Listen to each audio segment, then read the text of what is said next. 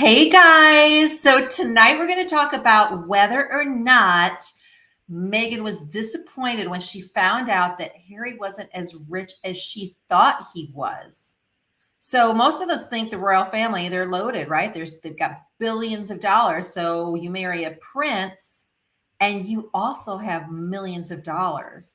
Well, apparently it's more complicated than that, and we're going to go into it a little bit in about a second. But I am Deanna from Hot for History, and I want to welcome you guys here onto my channel where I discuss all things history, most likely things that your history teacher never would have taught you. I go into Hollywood history, where we get to talk about, things like Fatty Arbuckle and his scandal way back in the day, all the way to, Ben Franklin and the royal family back, history from Elizabeth I on up. So tonight, though, we are talking about Prince Harry and Meghan Markle and some of the more recent news. Like, are they money hungry, and why? Why would a prince be money hungry if he's got a lot of money? They're billionaires, right? Wouldn't you think this? And wouldn't you think that Meghan, of course, would have been satisfied with that? She married a prince. Come on. She married a prince. But it's more complicated than that, especially when they're not working royals. But even when they are working royals, if you're not in charge of the purse strings, you know what I'm saying? And you have a whole office to pay for, maybe you're not as wealthy as you think. And so Prince Harry apparently had inherited money from his mother, and then also some money from the Queen mother. So I don't know, it was estimated he had like $25 million, something like that, which to many of us, that would be sufficient. But if you're trying to live a lifestyle of a prince and you need security and that type of thing, and you're not making money, now he didn't have an income, it's a big deal. So I'm going to talk a little bit about that, and maybe we'll try to explain, like, maybe that's why Harry and Meghan are all over Netflix and everything. So this guy, Tom Bauer, this is what he said to the Daily Mail. And so we're going to kind of break it down. He's a royal expert, and he said that Meghan was surprised and disappointed that Prince Harry had very little money, a royal expert claimed. I always wonder, like, how they know about this kind of thing, like who's telling them, right? So he appeared on GB News, and he spoke to the Mail Online's Dan Wooten about the couple's early relationship. And he says that Meghan thought that he would have so much more money than he did. And her great surprise and disappointment was that Prince Harry didn't have money. Like, there are billionaires out there she could have found, but nope. She had imagined he would be worth hundreds of millions, if not billions, and she is having to make up for it now. Okay, for most of us, his money would have been just fine. So describing how the couple could not afford their current lifestyle as working members of the royal family, the expert added she wants to ride the big Cadillacs, the private jets on command. At the moment, she needs to scrounge for those sorts of things. Okay, so to give context, I mean, they are very well known and very famous. So of course they would probably need some financial support for security. And then they do have a certain lifestyle to hold up to. And that means that he would have income. And plus, if you have aspirations of, I don't know, running a fortune, then you kind of have to find your way. And if you think about it, Harry was always taken care of by his family. So all of a sudden he's got to find his way, right? So, and then it says, Tom claimed that Prince Harry and Meghan's attendance at the coronation has the potential to ruin the coronation. We're going to talk a little bit about the coronation, and especially Queen Camilla, a little bit later, like in a few minutes. But it could be overshadowed. It could overshadow King Charles, because they think if they appear, they're going to get a lot of boos. They're not going to, BOOS, not BOOZE, but they could get both. And so that's what they are saying. Okay, the Duke and Duchess are expected to be invited to the coronation on May 6th, despite the fallout from Harry's explosive memoir, Spare. While they were working senior royals, Prince Harry and Meghan were mostly funded by King Charles' Duchy of Cornwall, which obviously had a lot of money. Now, this is Tom Bauer speaking. I am delivering what is out there for those of us who want to know, whether we love Harry and Meghan or whether we don't. We want to know kind of what the news is. the news has been very, very not in their favor, because the polls actually have shown that even in America, they're not as well liked as they were when they first released the Netflix series. So following the couple's decision to leave the firm, it was reported that Charles's 1.2 billion pound Duchy of Cornwall estate paid Harry around 2.3 million a year on average. So when you hear that, don't you think, okay, well, that should be sufficient? But to break it down, honestly, that it says 95% of that is office expenditure. So that leaves him with, 5% of that, which is, a couple $100,000. And that's supposed to take care of his family. And they say that 5% comes from the sovereign grant, which is handed to the most senior royals in the family. So if he's not a senior royal, they're not a royal, like in that position, they're not going to be getting that. So, yeah, so we're going to look at this. And I think, Michelle, I mean, that's the sentiment for a lot of people. A lot of people are like, I'm just done. I'm just done with this.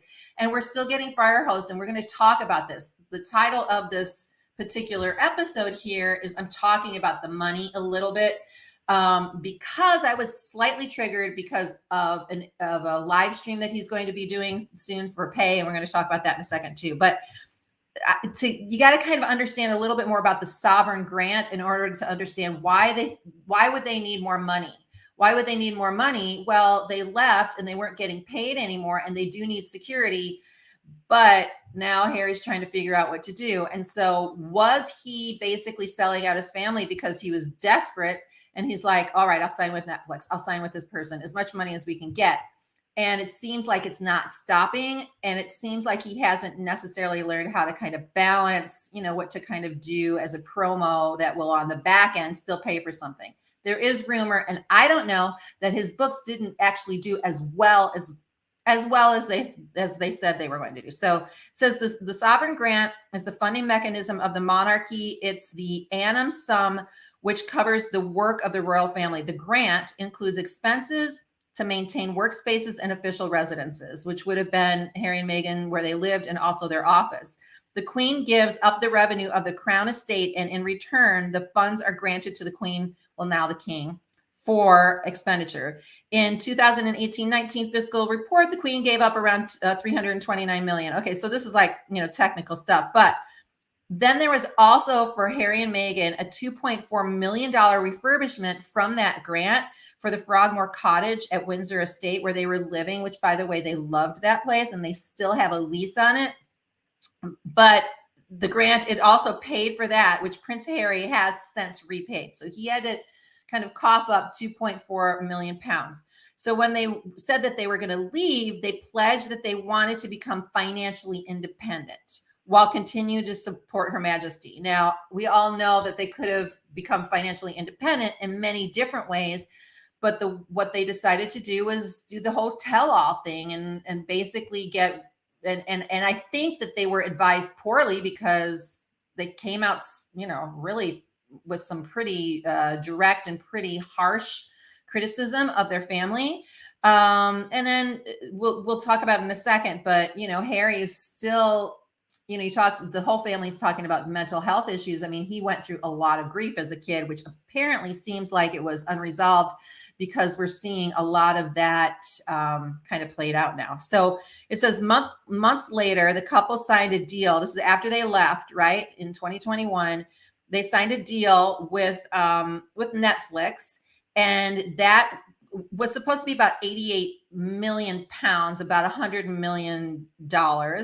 And then in 2020, it was reported the couple had signed a 30 million podcast deal with Spotify. And then in their interview with Oprah Winfrey in 2021, Prince Harry said he had to rely on his inheritance, once he decided to leave. And he says he's got what his mom left, and without that, we wouldn't have been able to do this. And now, they did stay at Tyler Perry's place, but then they eventually needed to find a place. So Harry's also reported to have inherited around 20 million from his mother, Princess Diana. And then he had about 7 million from the Queen Mother. That was, who knows how much he really had? Honestly, we don't know. So while Meghan is reported to have about 4 million, she was making about $50,000 per episode, and she had about 100 episodes. But you know that probably a lot of that is spent. So, and then she makes about $15,000, at least at the time, for her speaking engagements. Honestly, I don't think that's a lot of money to do a speaking engagement. Couldn't they have saved money by buying like a 2 million? Yeah. Uh-huh. I agree. I think like some of their choices. So here's the thing.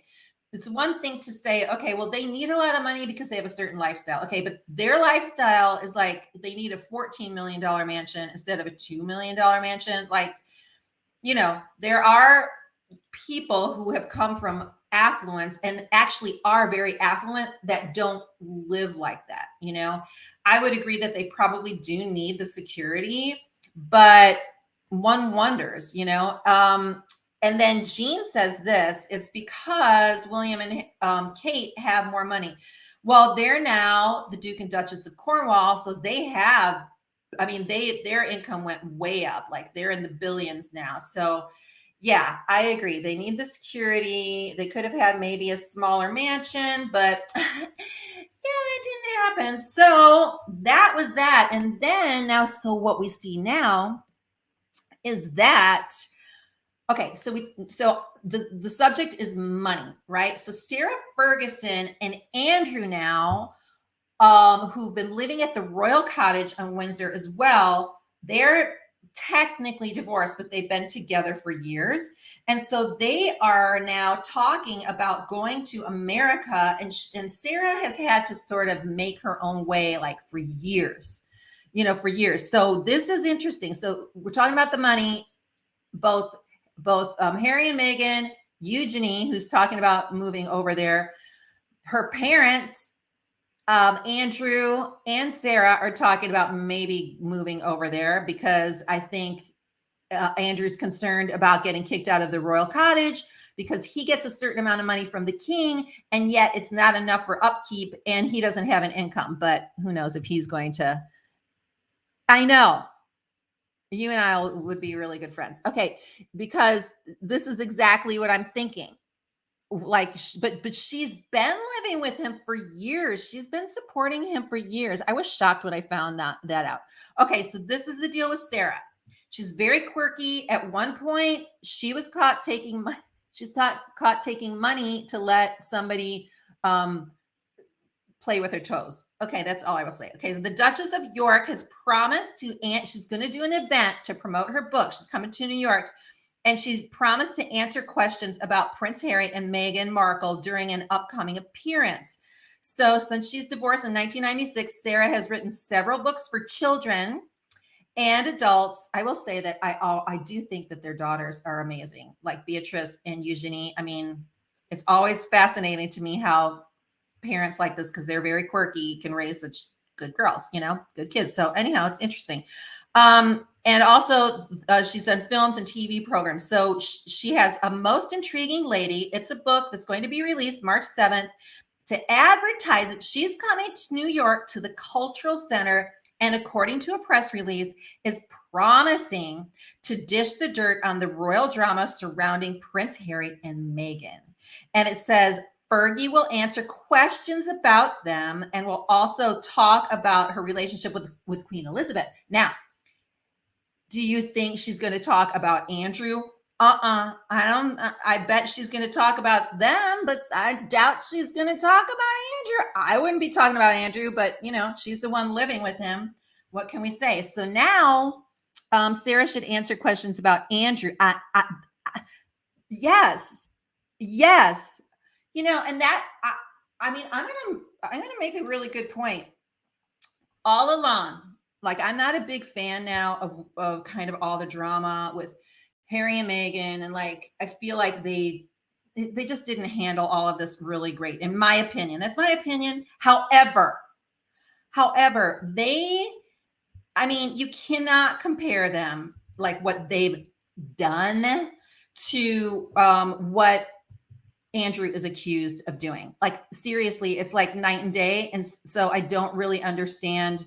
You know, there's a lot of scrutiny, and yes, it's, you know, not good to kind of air your family's dirty laundry. But at the end of the day, even though we don't like it, even though some of us may see it as narcissistic, that's up for debate. But with this particular case, I'm sorry, but, and so it's saying that he is wanting to reinvent himself after stepping down. Like he's not going to be able to reinvent himself by coming to America, but that's what he thinks. He's been looking to follow in the footsteps. And again, who knows if these articles are like legit, right? This is Express in the UK, right? He's wanting to follow in the footsteps of Prince Harry with a move to the United States after being forced to step down from public life by his mom because of, the Duke of York is looking to reinvent himself after he reached settlement for his case with Virginia. But royal columnist Lee Cohen told Express that he has warned America is not a dumping ground for royals. I mean, that's a really good point. Is America going to get tired of like all the royals coming? I mean, we're kind of fascinated. We are fascinated, but we're also at the core and the DNA of who we are. There's a part of us that remembers the fact that we kind of fought off having a monarchy. Like, I don't know. I think we're intrigued by it, but I think at the same time, we could get tired of it very quickly. And it's not like, I don't know. I don't think, and then especially in his case, he'll get trolled seriously, big time. And he said, I don't believe the Duke of York will move here, but even if he did, I shouldn't think he would follow and then this guy, he's just saying he won't do the same thing as Harry and Meghan. But let's hope that even if he did, with the catastrophic precedent set by the Sussexes, America does not want to become a dumping ground for British royals who could not make it at home. Yeah, I mean, so they give the impression that you come to America and you can just like, we'll give you millions of dollars. Well, I know why they have that impression, because we do give them millions of dollars. Royal expert claims that Andrew's going to try and get on with his life. She wrote, since the Duke has stripped of his royal titles and patronages, he has likened his own situation to that of his nephew. See, this is totally like, guys, do you think it's the same situation? Like, it's not the same. And he's contemplating following in the footsteps of his younger royal, feeling there might be a possibility for a new life for him in the world of broadcasting, public speaking. He is delusional. Although I do bet somebody in America would probably pay him to write a book, but no. And so I do not think that America is going to be all like, yay, we have Prince Andrew here. I do not think so. Okay, on the subject of money, I know, totally delusional. Like, how could he? But then again, I mean, we're crazy. America is insane. So maybe they just think, we take in all of the drama, and we do. We sort of thrive on that. So I also feel like the institution put out hit piece. Now, I do think like, okay, so Harry. Okay, this is what I think we see with Harry and Meghan. On the one hand, Harry sounds like, oh my gosh, it's almost embarrassing because he sounds so heightened in what seems to me almost like a paranoia with the media. However, he's also right. So in other words, I do believe that, okay, especially when he's talking a little bit about Camilla, like there's this deflection thing. That's what you do. And there's all these separate offices. And so if you don't want the attention on you, whoever has the ear of media and then probably the most money is going to win out. And it does seem like British media is brutal.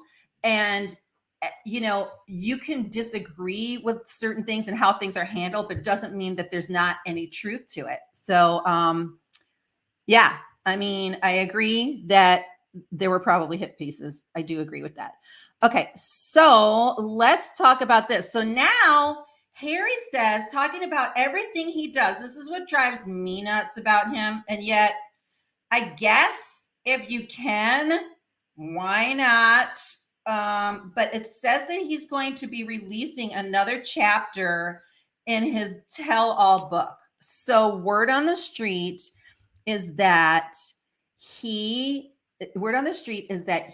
couldn't sell like all the books. And so he's got to sell it somehow or make it look like he's selling it. So he's putting in another chapter in the paperback. So, hey, buy this, you'll get an extra chapter. But at the same time, he's also doing some other stuff. Okay, I haven't read it. Just what I heard here. Yeah, so I'll give you the impression that I had with reading it in a second. But he's adding a chapter. I think a lot of people that bought it because they're fascinated by it. They're curious. That's why I got it. I got it because I'm like, what did he say? He said a lot of things in the book. I will say that it was a lot of whining. And at the same time, there were a lot of really heartfelt moments in it. The last chapter teared me up a bit. And I can see, like, as somebody who's also a mother, like, it makes me sad that he had to go through what he went through and he didn't seem like he had any support. And it seems like now, this is how I say with my kids, because for those of you who don't know, I have 7 children. 5 are internationally adopted, and they had adverse childhood experiences with, like, losing parents, all kinds of stuff. I won't get into all of that. But what happens when kids go through certain things like that, they're just trying to cope. They try to cope. And they don't always react like right away, right? But when they get to safe ground, sometimes, and it could be years later, 10 years later, like literally that long, and all of a sudden they open up and they tell you things and they start to, I call it this unraveling. And I feel like Harry's doing the unraveling now. Like he's really finally, and I mean, regarding Meghan, it seems like they both are in a, I mean, you know, everybody's saying that they could divorce or whatever, but I don't know. It seems like he feels like he's in a safe enough spot coming to America that he could unravel that. Does that make sense to you guys? I mean, maybe I'm not a psychologist, but I'm just saying, okay, I don't think he was supported at all. Yeah. And so that's what I think happened. Okay. So Courtney Cox. So for those of you who didn't read the book, he says, I'm just going to tell you, she says, hey, I definitely wasn't passing out mushrooms. Courtney said she hasn't read the book, but she says, he says that he appeared and somebody's like, help yourselves. Like they were handing out chocolate covered strawberries. And she's like, no, that didn't happen. But, you know, so she just came out, I don't know, like, I think it was today or maybe it was yesterday. Okay, so this is what I wanted to talk to you guys about. This is what triggered this whole little episode I'm doing. So I think he's going on this live stream and he's going on with this guy who's very, very popular and he's intriguing. Gabor Mate. My daughter is obsessed with him. And so he's going on to discuss his trauma, but guys, it's another one, you know, why can't you have a live stream that we can go on and just watch? Like, why don't you give a little, like give back with your time? But now you have to pay for this. Okay. So you pay for that for the live stream and you get a book with it. Many people are saying this is his way of making it look like he's selling more books than he did, or that he's trying to get rid of the books that he already had printed, but whatever. So that is the word on the street, that it's just another money grab. It's just another money grab. So he's taking center stage at this virtual book event. It's on March 4th. Okay. And People Magazine, they reveal that Random House is going to produce this international live stream. And again, it's on the 4th. So Gabor Mate is the author of The Myth of Normal Trauma, Illness, and Healing in a Toxic Culture. Will join Harry at the live event. The renowned speaker is known for his trauma, addiction, stress, and childhood development expertise. So what we don't know is if they're going to be like, okay, you know, or is he going to be evaluating it? Do you get to watch like, okay, Dr. Mate is analyzing Harry? I don't think it's going to be like that. He's just going to interview him. Anybody want to sell your book as used? I'll buy if the price is good. There you go. So during this conversation, they're going to discuss living with loss and the importance of personal healing before they're going to answer questions, which have to be submitted when registering for the live event. Like they are so concerned after the South Park thing. Like they do not want to take any risks. Like they want to know what the questions are and all of that. So that's going to be happening. And he said, and it says, my hope has been to turn my pain into purpose. So if sharing my experience makes a positive difference in someone's life, well, I can't think of anything more rewarding than that. Now, I personally, that's the kind of thing that registers with me. I'm happy that he's able to talk about his pain and his struggle because he didn't feel like he could. But I'm sorry, his therapist or whoever he's been talking to, and combined with his publicist, there are ways to express it and say it and process it without it making an international, global monetary event. This is my thought, because what happens is oftentimes like you get to that place where you feel safe and you want to say things, but you overreach so far, and later you go, oh, I was feeling that, and I said that because of this. I was still angry, right? So somebody should have called him off the ledge and brought him a little bit down to be able to manage and make wise decisions as to how and why he's saying that. Okay, it was a no-win for the queen. Wait, it was a no-win for the queen. She was often accused of putting her job before her family. Then the time she flips it, she's ripped apart. I mean, yeah, it's 60 Minutes Australia. That would be a good one. Okay, so let's move on here. Okay, this is going to be interesting too. So now, I don't necessarily, I feel like this is another dramatic headline. Royal expert on Camilla dropping consort title against Queen Elizabeth's wishes, a queen in her own right. Okay. I'm a big Diana fan. So like I'm on the fence with this whole thing. However, queen consort, that phrase is just an expression of what type of queen she is. There's queen regent, like there's all these queens, the queen dowager, if somebody dies. So you usually do erase that second part and just say the queen.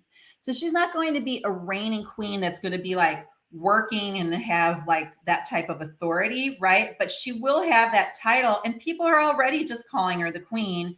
So I don't know. I don't think the whole headline against the Queen Elizabeth's wishes. Honestly, the queen initially, this is behind the scenes. They say that the queen never wanted her to have the queen title at all. She wanted her to be princess consort, just like Prince Philip was. But apparently there was some kind of deal. This is very interesting. This is, again, rumor. There was some kind of deal where Andrew had to get his money to resolve his issue through this inheritance, and King Charles needed to approve it, then Prince Charles, and he made a deal. This is, again, rumor. And he said, fine, I'll do that. I will agree to this, but here's what I'm asking for. My wife will be the queen. And so that is what the rumor mill is saying. For the people in the know, don't know if it's true. Kind of makes sense to me. I mean, if you're trying to work things out, your little brother's in trouble, you don't want him to take anything, but all of a sudden you're like, fine, then give me something, right? So, okay. So anyhow, King Charles's wife, Camilla, is paving her own way in Great Britain's monarchy. Sorry. And she's going to be crowned too. So this is going to be a big event for her. She is going to take the title of queen rather than queen consort. Like I said, they're already calling her the queen. So I don't know about this headline. This is on Fox Business. Over the weekend, the move also goes against the late Queen Elizabeth's wishes to refer to Camilla as queen consort as she carries out the remainder of her duties.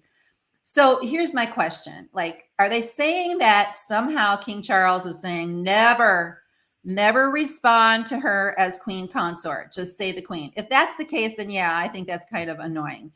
But if it's just sort of like, again, it's a descriptor. It just describes who she was. Okay, so what did Isla say? I'm actually upset. Charles made I'm not upset at Camilla. Charles made, that is true. Okay, so all these years of being considered to be the wicked woman because of Diana, and well, okay, but you know what? They were having an affair. I know Diana had affairs too, though. But let's just be real. A lot of us are having a hard time forgetting that. Plus, when somebody like Diana passes away too early, you just kind of tend to have the sympathy on that side. And at the same time, if the royal family and the monarchy wasn't like it was, and he didn't need to marry an intact woman, you know, maybe he would have been able to marry the woman of his dreams way back in the day. Just saying. So there already was kind of this dysfunction, and Harry brings it up that, you know, he had to have an heir and a spare, you know, and so he feels like in some ways he was born out of convenience, you know, as a, you know, an extra. So all these years of being considered to be the wicked woman because of Diana and the relationship that Camilla had when married to Charles. When Charles was married to Diana, hold on. I now think the British people and those around the Commonwealth and English-speaking world have taken this woman to heart. Okay, so one of the reasons why people have taken her to heart is because, you know, she's been around since 2005. We are getting used to her. And quite frankly, they have done a smoothing over with the media.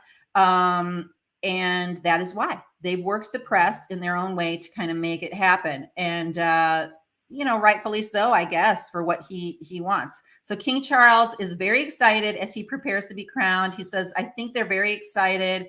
Now she is going to, I think this is kind of nice. Apparently, her grandchildren, there's like 5 of them that are like teenagers. I mean, I keep thinking about like a chuppah. Like there's supposed to be like this thing around her, but I think of like the Jewish, you know, like the chuppah, like she's going to have like, they're going to hold the canopy over her. So they're going to be around her. Also, George is going to be in like you know, there's going to be a position for everybody. But this whole sideline thing, I think that Harry and Meghan should 1,000% accept the invitation. There's all this debate on whether or not they will, because they want an apology. They're never going to get an apology. I think the smartest thing they could do is accept the invitation, show up, bite the bullet, even if they're sitting in the row with Eugenie and Beatrice and don't have any kind of other role. Support their dad, button up their lips, handle the booing, hang out in the UK for a while. Actually, it's time, in my opinion, for them to sort of not be talking about all of this stuff anyhow. And that would be wise, rather than the more dramatic thing where I'm not going to show up, blah, blah, blah. They may, you know, although some people say if they show up, it's really dangerous because why? Because of his comments that he made about, you know, when he was talking about Afghanistan and all that. So, and then at the end of the day, whether or not they're going to go or not is in the hands of the king. So what do you guys think? Part of me, I think that's the last slide that I have. Hold on a second. Then I want to just talk. Yeah. So make sure you subscribe to Hot for History. I'm not done talking, but I just want to make sure that you subscribe. I'm relatively new to going live. I was just told to remind everybody about super thanks and that type of thing. So I don't know exactly how that works, but there are ways to support me. Just share my videos. You know, I enjoy these times. I'm trying to get on a more regular schedule. So I want to take some questions now or some comments. I think it's often the public expectation. They are perfect. They're trying to live up to it and being human. Yeah, I mean, and then back to the finance thing. I mean, that was part of the reason why I got on here today, was because I wanted to talk about, okay, Meghan's like, they're saying Tom Bauer's like, oh, she was shocked. I mean, I'm shocked. I mean, I'm shocked that he didn't have all that money. But when you leave and you know that you have, you know, you had $2 million a year coming into your staff and everything, and you leave and you just basically have your savings and you're a prince. I mean, you got to play big. I mean, if you're going to give them any kind of credit at all, as Americans, you know, we can be like, we're capitalists. We like to make our money. I mean, they definitely have been playing the game. They've been playing the game. I think that they could have done it and made a ton of money and established themselves long-term better. Maybe have contracts that were like 40 million and 20 million and that, but they would have established themselves long-term rather than burning the field. In other words, burning their image. So I think that they could have still made their way, made their money, but not have ruined their reputation in the process. There was a way to have it be a win-win, in my opinion. That's what I think. Well, I think he's 1,000%, Rita, going to invite them. I think that that's not a question. He's definitely going to invite them. I think he would like to have them there. Some say, well, maybe Meghan will be pregnant and she won't be able to go, and it's Archie's birthday and all of that. But I think that they're definitely going to be invited. It's a matter of it being put into their court and see whether or not they're going to do it. They're going to need to do it, in my opinion. But they're going to need to bite the bullet, and they're going to need to humble themselves and take the attacks that they're going to get. Because verbal, because they're definitely going to get boos. They're going to probably have people with signs going, "We want privacy," after South Park. And in my opinion, the security is going to be probably really tight. So it is what it is. And they do that. And I like talking about this type of thing, about how the impression we get is of perfection. Like even the example I used regarding Andrew, who thinks, well, I can make my way in, make my way in America, just like Harry and Meghan. It's just not even the same thing. Like, again, we don't like what Harry and Meghan are doing, but they haven't done that, right? So we may have our opinions, but they're basically people in the public eye who, for some of us, are annoying us a bit, but we could kind of grasp what they're doing. There's just no comparison with Andrew. And I think this concept of, oh, we're perfect. And I think even Prince Andrew, he's delusional. He's like, oh, I'm going to go over there with Sarah and my kids are going to be over there. And he probably could come up with a business. He probably could find business partners, I'm sure. Some of his old friends probably. And, but being in the public eye with Prince Andrew would not be a good idea. So I don't know if you guys agree with that, but I do think it's that there's this pressure to appear perfect. Charles is not perfect. Camilla is not perfect. And I'm sure even though Will and Kate seem like they're almost perfect, they're not perfect either. So, but if you think of Charles ended up having an affair. Camilla had an affair. Charles was drinking when he was 14 years old. He was caught with that. We could go on and on. Charles took money like last year so sometimes I find it very ironic when they are pointing the finger at Harry and Meghan, but I also think that it was a total fail the way that they handled things, that it could have been done a little bit better. But I'm not in their position, and I think it would be crazy. It would be very difficult. Okay, so, all right. So guys, please, it would have been a shock for them. Wait, now I want to see what she says, and then we'll go. Would have been a shock for them because they still wanted the income from the the Duchy of Cornwall. Yeah. And that would have been a lot of money. Like, so if you have $2.4 million every year and you have an office staff, let's reverse engineer this. Okay. So you have that money, right? But only a percentage for the rest of your living expenses. But remember, your office is paying for you have your residence paid for, you have all of that stuff. So you could either stay in and have conversations, even if you have to kind of fight it out as to how you want to present yourself as the Duke and Duchess of Sussex. Like Meghan was doing some really great stuff. She was having like this food pantry thing going on. Like she was starting some things that were so impressive at the time. And so they could have, in my opinion, still made their way writing books, doing whatever their stuff was, but they would have had to have more scrutiny. And I don't think they wanted the scrutiny. So the other choice is, okay, we're going to still work for the Queen, which is what they told them that they were going to do. Maybe they'll still give us some money, but goodbye, we're off to Canada. And not have done what they did with Netflix, with everything, like maybe said, okay, we're starting a production company. And she always wanted to do romantic comedies. Go right into the romantic comedies. Okay, do something like upgrade the Invictus games, like make a whole content on that. There are, I mean, I can think of 1,000 things they could have done and still made good money and lived a good life without shooting themselves in the foot by the way that they handle it. That is my opinion. Now, it would have taken some battling. It would have they would have had to have been persistent and had a total plan, but instead they chose, okay, I'm dealing with being away from my family for the first time. I'm going through my own processing. Let me do it for the entire world to see, because that gives me leverage, because now I'm really, I'm so much stronger. And if they don't listen to me just in my conversations, they'll listen to me when, the whole world is talking about the fact that William pushed me over and my back was cut with a dog dish. They had enough money to live a good life. Absolutely. Maybe a more modest house. That's what we're saying. Yeah. They could have had a $3 million house, a $2 million house.